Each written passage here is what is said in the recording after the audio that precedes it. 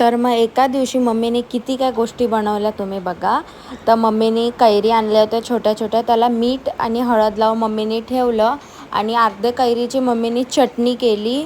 आणि हे आहेत लाल मिरची. तर लाल मिरचीचे पण मम्मीने लोणचं केलेलं आहे बघा. त्याच्यामध्ये आतमध्ये कैरी होते, म्हणजे आधीचं लोणचं उरलेलं, त्याच्यामध्ये मम्मीने अजून मिरच्या ॲड केल्या. आणि हे आहे बाजरीचे खारोडे, म्हणजे बाजरी घेतली मम्मीने, त्याला भिजवून ठेवली 2 दिवससाठी आणि पाणी मध्ये मध्ये चेंज करत राहायचं. 2 दिवस त्याला झाकून ठेवायचं, मध्ये मध्ये पाणी चेंज करायचं.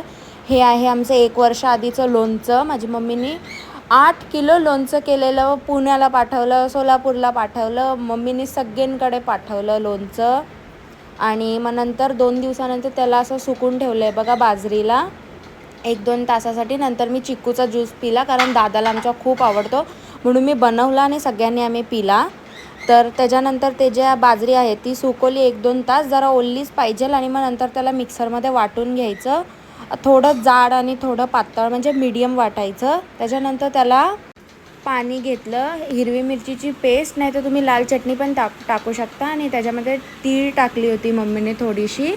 आणि त्याला असं एकदम छान, हे बघा भगर असते ना आपली, तसं त्याचा बॅटर केला. नंतर त्याला चकलीच्या भांड्याने मम्मीने पाडून घेतलं पापडसारखं, खूप छान लागतं. आणि आम्ही सुकायला ठेवलं 2-3 दिवससाठी, पण रात्री जरासे सुकले होते ना, लगे आम्ही तळून खाल्ले, पण खूप छान लागले, मला तर खूप आवडले.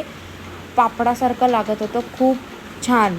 आणि मग मम्मीने दह्यातल्या मिरच्या केल्या होत्या, त्यासाठी हे मिरची पण मम्मीने धुवून ठेवले होते. आजसाठी एवढंच, बाय.